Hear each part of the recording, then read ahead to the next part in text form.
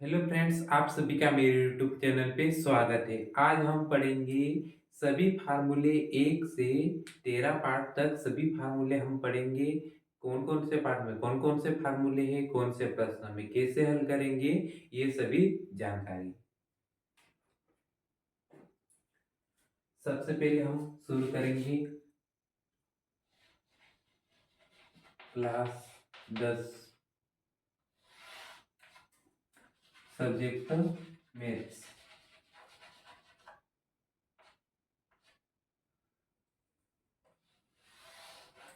सबसे पहले एक पार्ट लिखना। एक पार्ट का नाम क्या है हमारे पास? संख्या पद्धति।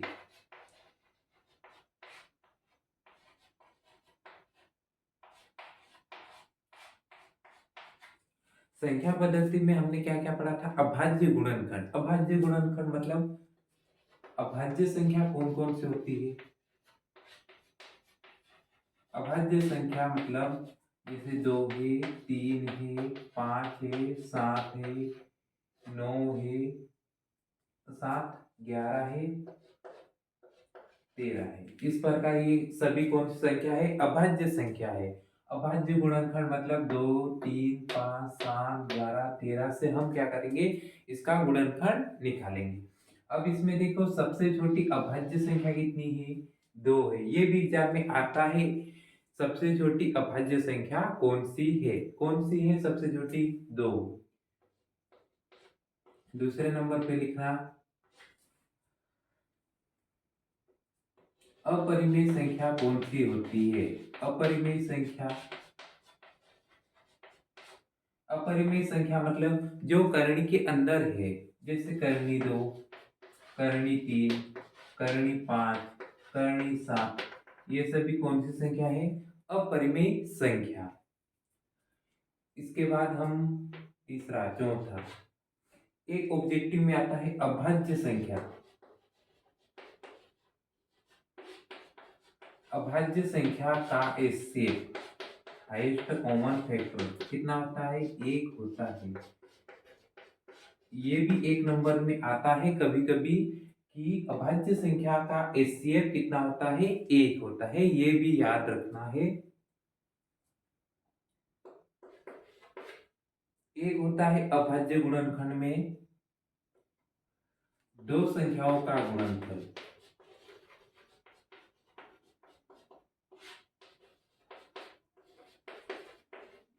दो संख्या का गुणनफल करेंगे और बराबर में एचसीएफ और एलसीएम का क्या करेंगे? हम गुणा करेंगे। इसका एक प्रश्न आता है जो प्रश्नावली 1.1 में है, प्रश्न नंबर 4, वो आईएमपी है। वो भी नोट कर लेना सभी। बस इतने ही इसमें याद करने लायक है, ऑब्जेक्टिव है। और एक और होता है, छठे नंबर पे लिख लेना, 96 और 404 का एचसीएफ होता है। इसका एचसीएफ कितना होता है? 4 होता है। ये भी याद रखना है या इसको हल कर सकते हैं। एचसीएफ कितना होता है? 4 होता है। ये एक पार्ट के सभी पॉइंट्स है। इसमें से ऑब्जेक्टिव आएगा। सभी ध्यान से नोट कर लो सभी।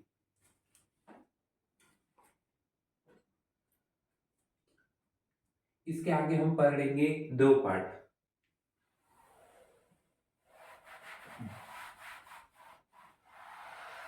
दो पार्ट का नाम क्या है?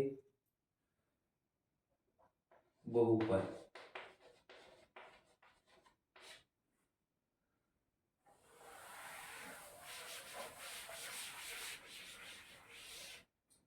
बहुपद में सबसे पहले आती है बात घात। पहले नंबर पे लिखना, एक घात वाले बहुपद को रैखिक बहुपद कहते हैं।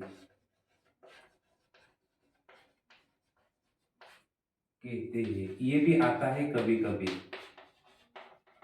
दूसरे पॉइंट पे लिखना, दो घात वाले को द्विघात बहुपद कहते हैं। ये पार्ट भी आएगा, द्विघात बहुपद 4 पार्ट में। कहते हैं। तीसरे नंबर पे लिखना 3 घात वाले बहुपद को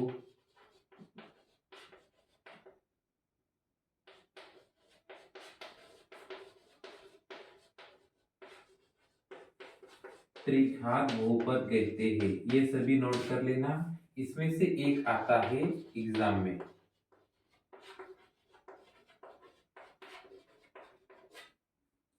इसके बाद बहुपद में एक आता है जो आकृति पहचानना, इसमें से भी एक नंबर का आता है एग्जाम में। जैसे आता है ये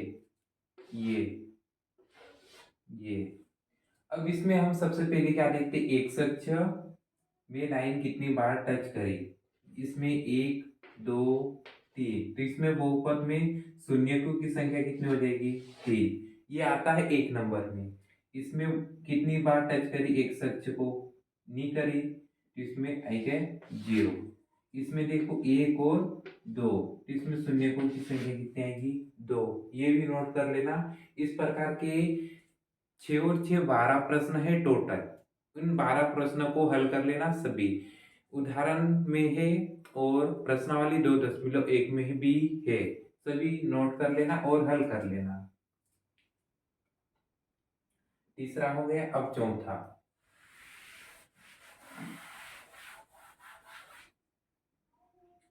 इसमें होता है चौथे नंबर पे मूलों का योगफल और मूलों का गुणनफल। ये दो फार्मूले होते हैं।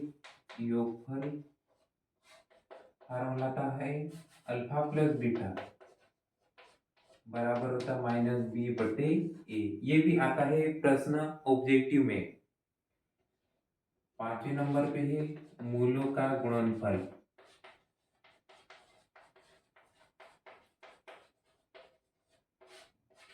अल्फा गुणित बीटा क्या होता है हमारे पास, c/a। ये दो फार्मूले हैं, इसको भी नोट कर लेना सभी।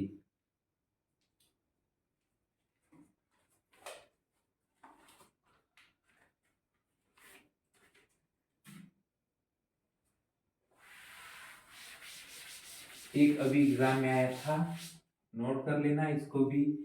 6ठे नंबर पे द्विघात बहुपद में अधिकतम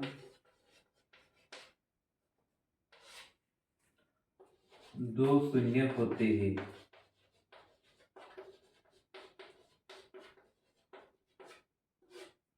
ये नोट कर लेना, इतने 6 पॉइंट तक पार्ट 2 के आईएमपी प्रश्न मतलब टॉपिक है। इसमें से आ सकता है ऑब्जेक्टिव के लिए खाली स्थान है, सही जोड़ी है, एक वाक्य में उत्तर है।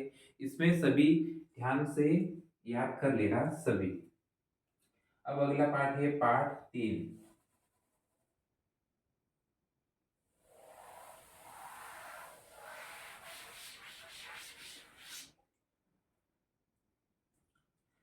तीन पार्ट का नाम क्या है, दो चरों वाले रैखिक समीकरण।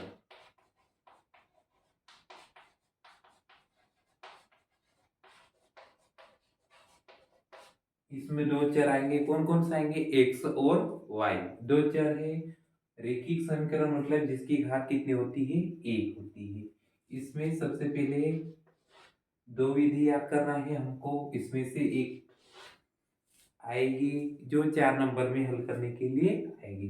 सबसे पहले है विलोपन विधि, दूसरे नंबर पे प्रतिस्थापन विधि। इनमें से कोई सी भी एक विधि जो अच्छी आती है उसको हल करके चले जाना। इसमें से एक प्रश्न आएगा। और इसमें है दो चरों वाले रैखिक समीकरण में तीसरे नंबर, चौथा और पांचवा। इसमें दो समीकरण की तुलना करने के लिए आता है, जैसे a1 a2 b1 b2 c1 c2। ये तीनों अगर बराबर है तो इसका उत्तर क्या आएगा, अनंत अनेक हल। ये याद रखना। दूसरे नंबर पर होता a1/a2 बराबर b1/b2 बराबर नहीं है C1/C2। ये वाली कंडीशन अगर आई तो इसमें क्या आएगा, कोई भी हल नहीं। एक लास्ट एक और है, A1/A2 बराबर नहीं है B1/B2। ये अगर आएगी तो इसका उत्तर क्या आएगा, अद्वितीय हल या केवल एक हल।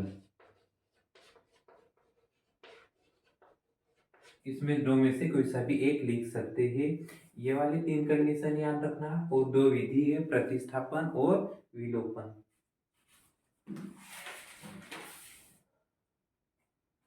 बस 3 पार्ट में यही है।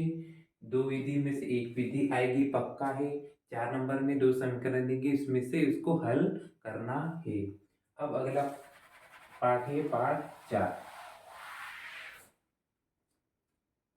4 पार्ट का नाम क्या है, द्विघात समीकरण।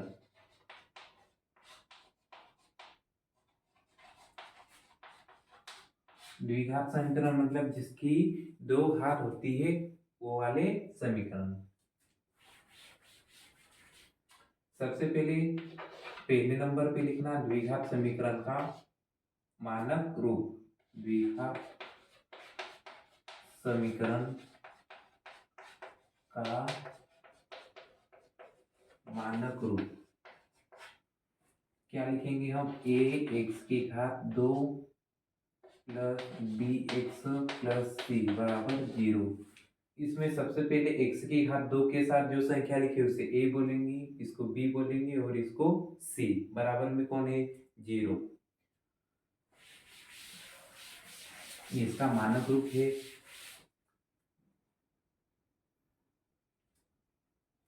जैसे 2x की घात 2 माइनस 3x+4 बराबर 0। अब इसमें इसकी तुलना करेंगे हम। a बराबर कितना ले रखा हमको, 2। b बराबर कितना ले रखा हमको, -3। c बराबर कितना ले रखा हमको, 4। इस प्रकार इसकी तुलना करके हम इसके मूलों की प्रकृति ज्ञात कर सकते हैं। इसके लिए फार्मूला है विविक्तीकर का फार्मूला। लिखना है दूसरे नंबर पे, विविक्तीकर d बराबर इसका फार्मूला आता है b² - 4ac। ये होता है विविक्तीकर का फार्मूला। विविक्तीकर ज्ञात करने के लिए भी हमको इसके मानक समीकरण से तुलना करना पड़ेगी, a b c के मान निकालना।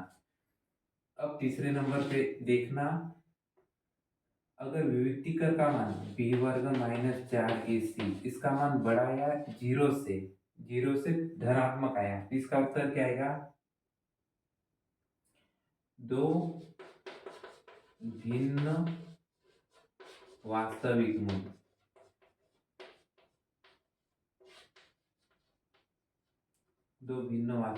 मूल। अगर b² - 4ac इसका मान बराबर में 0 आया तो इसका क्या आएगा, 2 बराबर और वास्तविक मूल।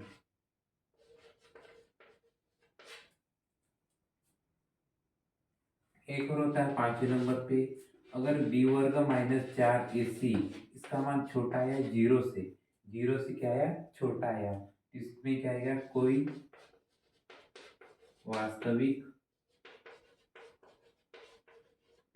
मूल नहीं। इस प्रकार इसमें से भी एक कंडीशन आती है, ये भी याद रखना, विविक्तीकर का फार्मूला, विविक्तीकर ज्ञात कीजिए, ऐसा प्रश्न भी आता है, सभी नोट कर लेना। बस इतने ही प्रश्न है विविक्तीकर में। इसमें एक प्रश्न आता है k का मान ज्ञात कीजिए, वो इस फार्मूले से आएगा। और 6 नंबर पे लिख देना, एक मोस्ट इम्पोर्टेंट प्रश्न है, द्विघात समीकरण बनाना।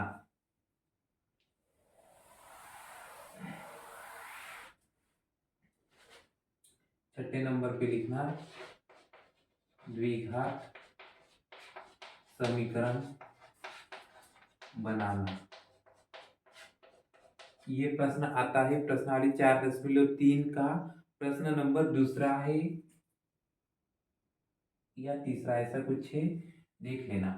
एक्स की घात 2 minus alpha plus beta x plus alpha गुणित बीटा बराबर में क्या है 0।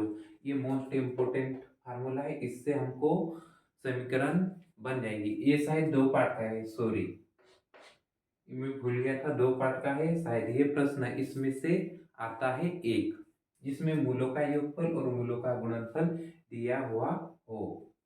बस इतने ही फार्मूले इसमें पार्ट 4 में। अब अगला पार्ट आएगा पार्ट 5।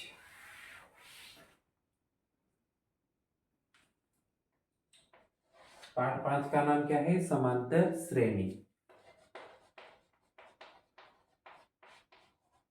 समांतर श्रेणी में हमने क्या क्या पढ़ा था, समांतर श्रेणी में एक फिक्स संख्या प्लस होती है, जैसे 2 4 6 8 10 12 इस प्रकार। ये जो पहले नंबर पे लिखा है इसे हम क्या बोलते हैं, ए मतलब प्रथम पद।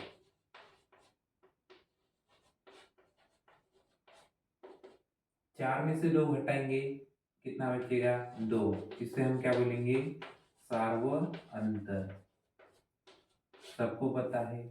अब इसमें पद कितने हैं, मतलब उससे हम क्या बोलेंगे पदों की संख्या n। क्या बोलेंगे n। अब इसमें फार्मूला आता है n वा पद ज्ञात करना। फार्मूला होता है a plus n minus 1 d। ये फार्मूला होता है। इसमें a क्या है प्रथम पद है, n क्या है पदों की संख्या। जैसे 20वां पद निकालना, 30 40 पद निकालना है तो यहाँ रखेंगे, और d मतलब सार्वंतर कितना है वो यहाँ रखेंगे तो उत्तर आ जाएगा। ये पहला फार्मूला। दूसरा फार्मूला है n पदों का योगफल। योगफल ज्ञात करने के लिए भी फार्मूला आता है एस एन कोष्टक चालू n बटे 2 कोष्टक चालू 2a plus n minus 1 d। ये वाला फार्मूला है, ये सब याद कर लेना। इसी से हल हो जाएगा प्रश्न योगफल वाला।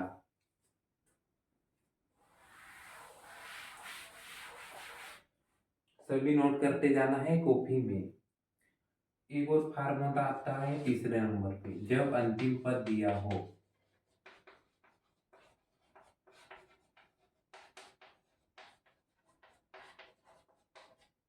अंतिम पद को हम क्या बोलेंगे एल, एस एन एन बटे 2 ए प्लस एल।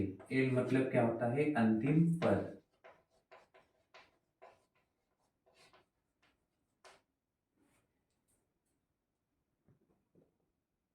बस इतने ही 1 2 3 फार्मूले हैं समांतर श्रेणी में। इसके सभी प्रश्न हल करना इसमें सरल है ये।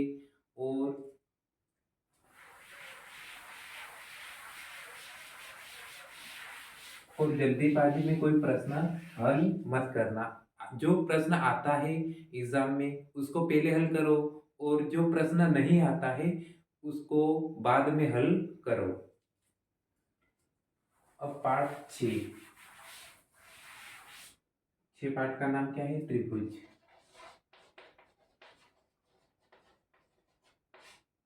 त्रिभुज में खालिस्तान जो है इसको याद कर लेना सभी। इसमें से 1 या 2 नंबर का प्रश्न आता है। सबसे पहले है सभी वर्ग खालिस्तान है होते हैं। क्या होते हैं स्वार्गसम या समरूप, क्या आएगा समरूप। एक और है प्रश्न सेम टू सेम, सभी व्रत खालिस्तान होते हैं। क्या होते हैं सभी व्रत समरूप होते हैं। तीसरे नंबर पे है सभी खालिस्तान में त्रिभुज समरूप होते हैं। समबाहु या समद्विबाहु, इसका उत्तर क्या आएगा? समबाहु। ये तीन खालिस्तान में से एक खालिस्तान आएगा पक्का, सभी नोट कर लेना इसको। इसके बाद है चौथे नंबर पे थेल्स प्रमेय। थेल्स प्रमेय 2 नंबर के लिए पक्का याद कर लेना सभी। थेल्स प्रमेय का दूसरा नाम क्या है? अनुपातिक प्रमेय।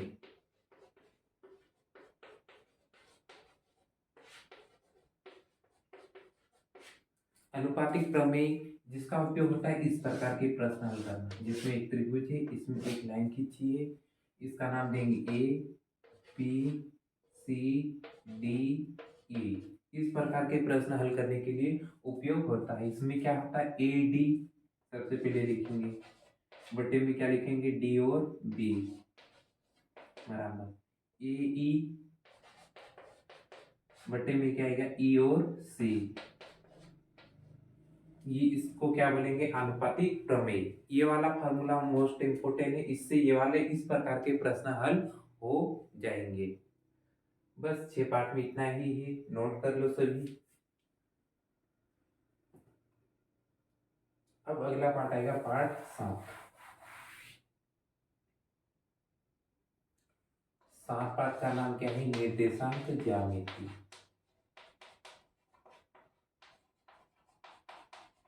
निर्देशांक ज्यामिति में ग्राफ होते हैं एक्स अक्ष और वाई अक्ष।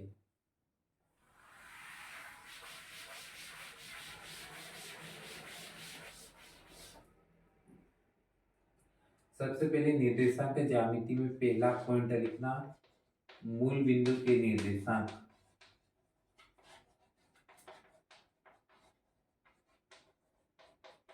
कितने होते हैं? सबको पता है 0 और 0 होते हैं। इसके बाद दूसरे नंबर पे एक्स अक्ष को हम क्या बोलते हैं? एक्स अक्ष को भुज बोलते हैं, और वाई अक्ष को हम क्या बोलते हैं? कोटि कहते हैं। जैसे उदाहरण के लिए 4 - 3। अब इसमें कोटि कितनी है? इस बिंदु में कोटि कितनी है? -3। क्यों? क्योंकि ये वाई अक्ष का है, वाई अक्ष बाद में लिखते हम। बिंदु को एक्स वाई के रूप में लिखते हैं।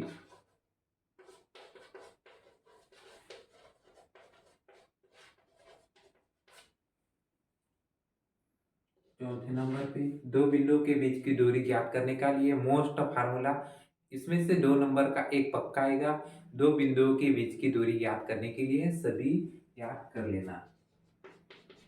दो बिंदु के बीच की दूरी ज्ञात करना क्या है? ये भी नाम दे दो बिंदुओं के। करणी में क्या आएगा? x2 - x1 की घात 2 प्लस y2 - y1 की घात 2।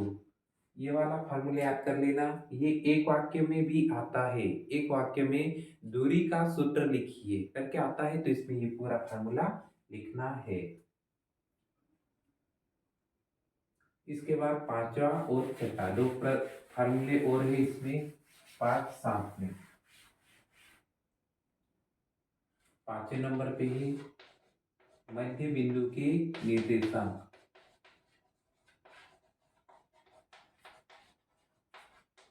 निर्देशांक ज्ञात कीजिए, ज्ञात करना। मध्य बिंदु के निर्देशांक कैसे निकालेंगे? x और y बराबर x1 + x2 बटे में क्या आएगा? 2। y1 + y2 बटे में कौन आएगा? 2। इस प्रकार ये कौन सा फार्मूला है? मध्य बिंदु के निर्देशांक ज्ञात करने का फार्मूला है। इसके बाद एक है विभाजन विधि, विभाजन सूत्र विधि। इसमें एक और अनुपात आएगा M1 और अनुपात M2, ये अनुपात है। इसमें फार्मूले का नाम क्या है, विभाजन सूत्र।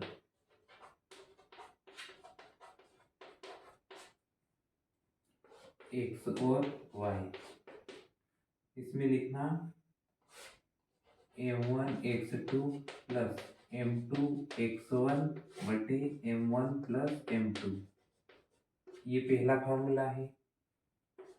M1 y2 plus M2 y1 बटे M1 प्लस M2, ये दूसरा फार्मूला है विभाजन सूत्र का। ये सभी नोट कर लो, पार्ट 7 में बस इतना ही है। अब अगला पार्ट आएगा पार्ट 8।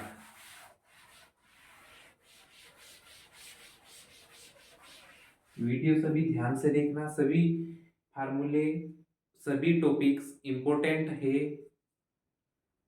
अगला है पार्ट 8, क्या है, त्रिकोणमिति का परिधि।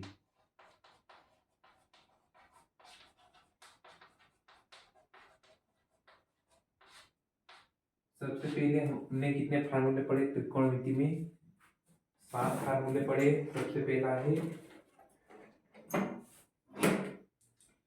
सबसे पहले नंबर वाला है पाइथागोरस प्रमेय।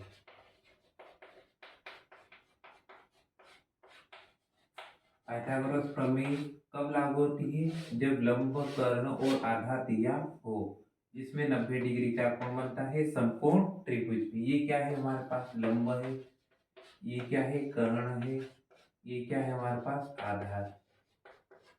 बिंदुओं के नाम लिख दो A B C, ये हमारा त्रिभुज बन गया। पाइथागोरस प्रमेय क्या होता है, कर्ण की घात 2, लंब की घात 2 प्लस आधार की घात 2, ये पाइथागोरस प्रमेय होती है। दूसरे नंबर पे हमने 6 फार्मूले पढ़े थे, कौन कौन से, साइन, कोस, टेन, कोसेक, सेक, कोट। सबसे पहले लिखेंगे साइन, तीसरे, चौथा, पांचवा, छठा, सातवां।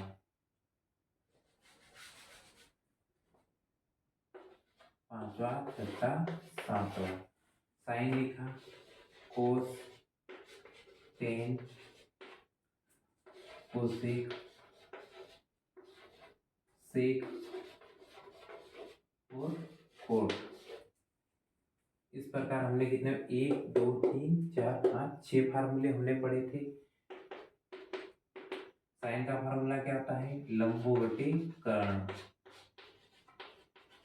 ये वाले 6 फार्मूले याद करने के लिए साइन, कोस, टेन, कोसेक, सेक, कोट, लंब, आधार, लंब बटे कर्ण, कर्ण, आधार, ये वाला फार्मूला याद कर लेना। 6 फार्मूले आ जाएंगे। साइन का पहले लंब बटे कर्ण, दिखा लंब बटे कर्ण। दूसरा है कोस, दूसरे नंबर वाला है आधार बटे कर्ण, यहाँ लिखना आधार बटे कर्ण। तीसरे नंबर वाला टेन है लंब बटे आधार।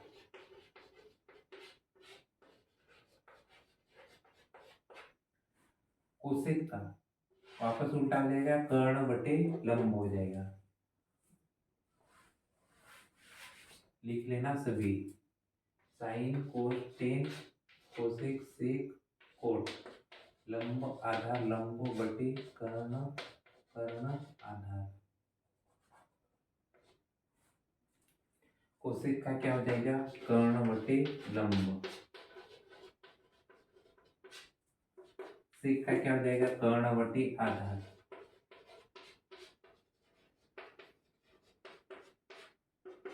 कोट का क्या हो जाएगा, आधार बटे लंब। इस प्रकार हमने पहला फार्मूला और ये 6 फार्मूले करके हमने कितना पढ़े थे, 7 फार्मूले पढ़े थे। इसके आगे है 3 सर्व समीकरण, सभी नोट कर लो ये वाले। इसके आगे हम पढ़ेंगे सर्व समीकरण।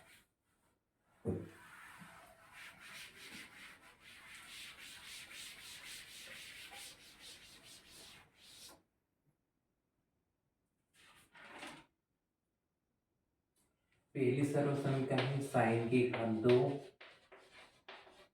कोस की घात 2 बराबर में क्या आता 1। दूसरी सर्व समीकरण होती है 1 प्लस टेन की घात 2 बराबर क्या आता है सेक। तीसरे नंबर पे है 1 प्लस कोस स्क्वायर थीटा बराबर क्या आता है कोसेक स्क्वायर थीटा। इस प्रकार हमारी ये 3 सर्व समीकरण है। ये भी आती है कभी कभी लिखने के लिए 3 सर्व समीकरण। ये 3 सर्व समीकरण का हल मैंने वीडियो में पहले अपलोड कर दिया हूँ, जिसको देखना है वो देख सकता है, वीडियो प्लेलिस्ट में है। इसके आगे हम और क्या है 8 पार्ट में टेबल है, सभी टेबल याद कर लेना। टेबल कम से कम 3 लाइन सभी याद कर लेना, साइन की कोस और टेन, क्योंकि इसकी जरूरत सबसे ज्यादा पड़ती है और इसमें से प्रश्न आते ही। अब पार्ट 9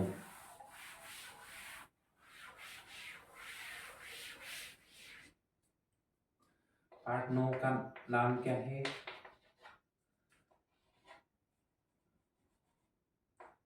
पार्ट 9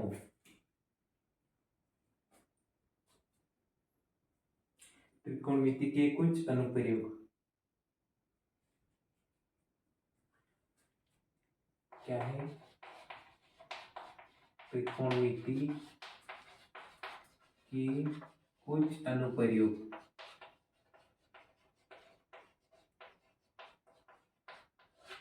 इसमें सबसे पहले हमको क्या देखना है लंब आधार। ये क्या है हमारे पास ऊंचाई और ये क्या है हमारे पास दूरी। ये हमारी मीनार है, कुछ भी है, खंबा है, पेड़ है, मीनार है, घर है, छत है, पतंग है, कुछ भी मानेंगे। इसकी ऊंचाई हम मानेंगे, यहाँ से एक बिंदु की दूरी को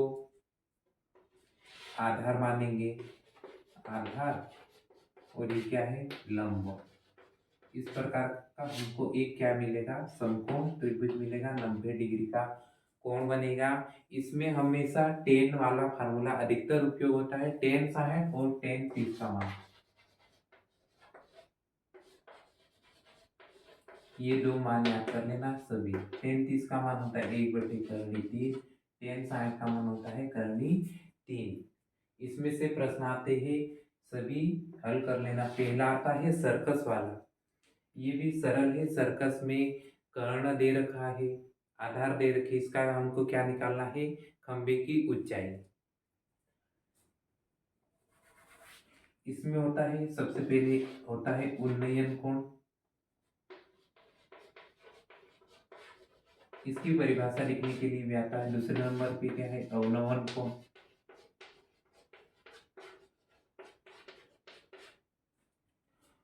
उन्नयन कोण मतलब नीचे से हम किसी भी वस्तु को देखेंगे, जैसे पतंग है, चिड़िया है, एरोप्लेन है, मकान का छत, मीनार की शिखर को देखेंगे, कुछ भी देखेंगे ऊपर की साइड, तो हम कौन सा कोण बनता है उन्नयन कोण। अगर हम अवनमन कोण मतलब हम किसी ऊंची स्थान पे है और नीचे हम देखेंगे, जैसे तालाब को देखेंगे, मछली को देखेंगे, जहाज को देखेंगे, तो इसमें कौन सा कोण बनता है अवनमन कोण बनता है। ये याद रखना सभी। अब अगला पाठ आएगा पाठ 10।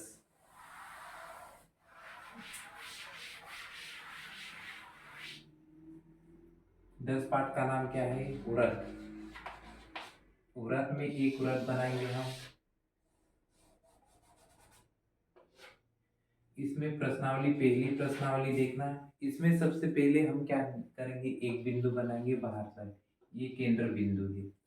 अब यहाँ से हम स्पर्श रेखा भेजेंगे, मतलब व्रत को क्या करना चाहिए स्पर्श मतलब टच करना चाहिए, इसको हम क्या बोलेंगे स्पर्श रेखा। कितने बिंदु पे करें एक, तो ये एक प्रश्न आता है स्पर्श रेखा व्रत पर एक बिंदु पर मिलती है।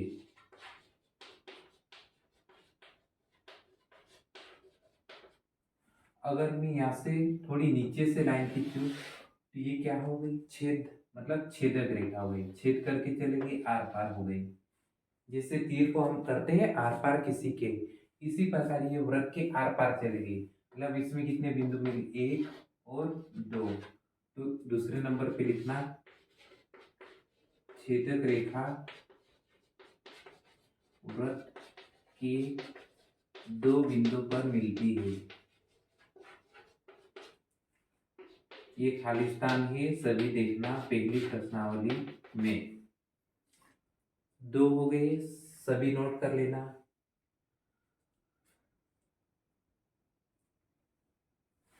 अब अगला देखना, एक वृत्त पर कितनी स्पर्श रेखा होती है।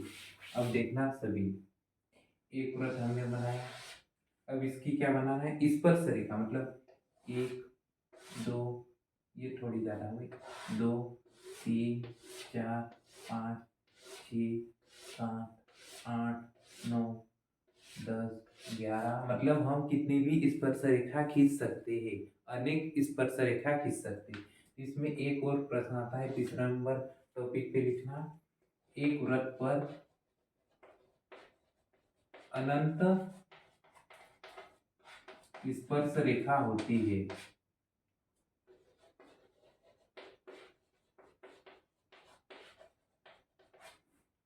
बस यही इसमें ध्यान रखना है कि स्पर्श रेखा और छेदक रेखा। अब अगला पाठ आएगा पाठ 11। पाठ 11 का नाम क्या है, वृत्त से संबंधित क्षेत्रफल। वृत्त से संबंधित क्षेत्रफल। वृत्त से संबंधित क्षेत्रफल मतलब इसमें एक वृत्त रहेगा, इसमें हमको क्या निकालना है, क्षेत्रफल। सबसे पहला जो मोस्ट इम्पोर्टेंट है, एक नंबर में आता है वृत्त की परिधि। इसका फार्मूला होता है 2 पाई आर, आर मतलब त्रिज्या। दूसरे नंबर पे लिखना वृत्त का क्षेत्रफल,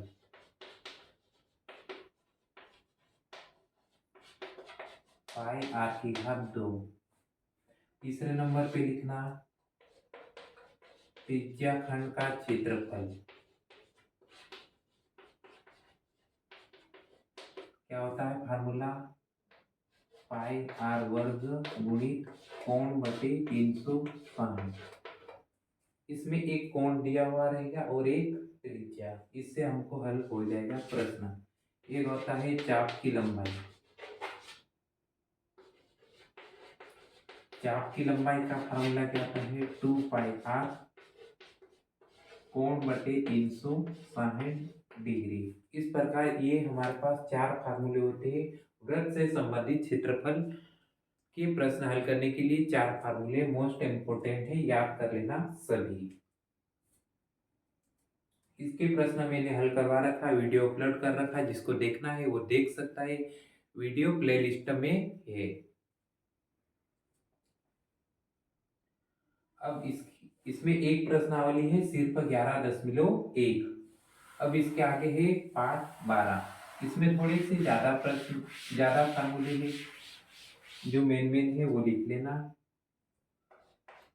12 क्या है, पृष्ठीय क्षेत्रफल और आयतन।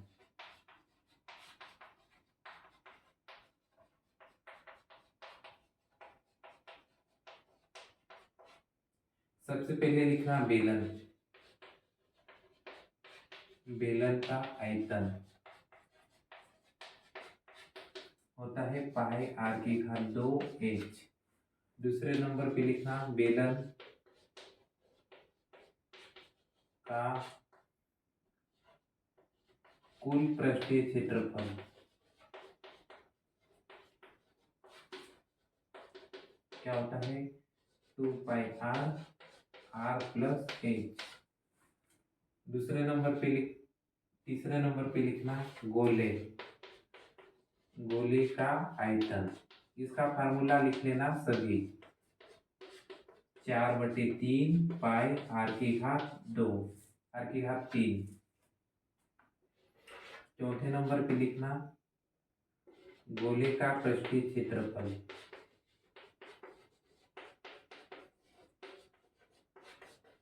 इसमें ज़्यादा प्रश्न फार्मूले हैं, ये बुक से भी नोट कर सकते हैं, बुक में भी दिया हुआ है।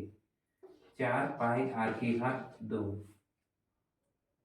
इसके बाद 5वें नंबर पे लिखना पहला फार्मूला है शंकु का आयतन क्या होता है 1/3 पाई आर की घात 2 एच। इसके बाद होता है 6ठे नंबर पे शंकु का पृष्ठीय क्षेत्रफल क्या होता है पाई आर एल। इस प्रकार ये फार्मूले नोट कर लो, ये एग्जाम में भी आते हैं। इसके आगे हम पढ़ेंगे पाठ 13।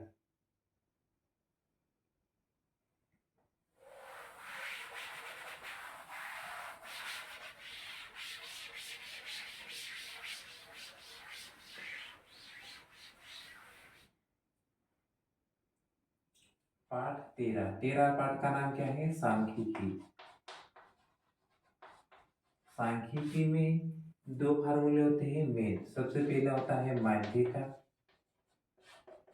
जिसमें समेशन एफ एक्स बटे समेशन एफ, ये एक फार्मूला है पहला।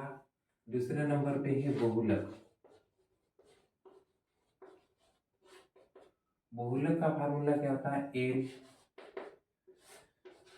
F1 माइनस F0 बटे 2F1 minus F0 minus F2 गुणित में कौन आता है H। इस प्रकार ये 2 मेन फार्मूले हैं, इसको याद कर लेना। सभी इसमें से प्रश्न आते हैं 5 नंबर के लिए। एक प्रश्न आता है माध्य ज्ञात करना है या फिर बहुलक ज्ञात करना है। इसके वीडियो अगर चाहिए तो मैं वीडियो अपलोड कर दिया हूँ यूट्यूब पे, जिसमें देख सकते हैं वीडियो। इसके आगे है पाठ 14। 14 पाठ में क्या है प्रायिकता। इसमें एक फार्मूला आता है प्रायिकता का।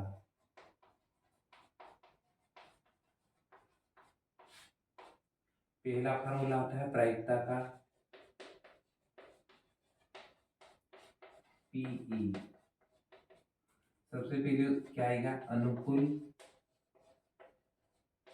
परिणामों की संख्या।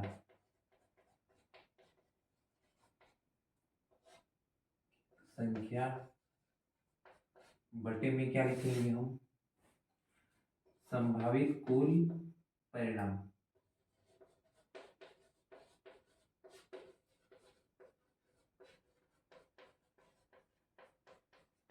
ये प्रायिकता का फार्मूला होता है, इसको नोट कर लेना। ये आता है कभी कभी एक वाक्य में लिखने के लिए। प्रायिकता का सूत्र लिखिए।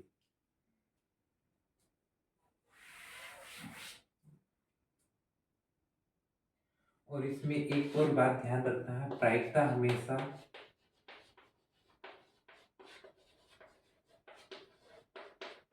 जीरो और 1 के मध्य होती है। एक 0 भी हो सकता है और 1 भी हो सकता है, और इसके बीच में होती है प्रायिकता। 2 3 4 5 ये नहीं होती इसकी प्रायिकता, 0 और 1 के बीच में होती है इनकी प्रायिकता। सभी नोट कर लो। और एक बात को ध्यान रखना है, जो प्रश्न सरल है जिसका फार्मूला हमको पता है, उसकी कैसे विधि हल करने की विधि पता है तो वीडियो तो प्रश्न हल करो एग्जाम में। सबसे पहले उसको हल करो, उसके बाद जो नहीं आता उससे हल करो। घबराना नहीं है, पेपर सरल आएगा और अच्छा आएगा। सभी प्रश्न हल करना है, जैसे भी आए लिख के आना है। आज के लिए बस इतना ही, फिर मिलेंगे अगले वीडियो में। तब तक के लिए धन्यवाद। अपनी तैयारी जारी रखो। धन्यवाद। Best of luck. Thank you.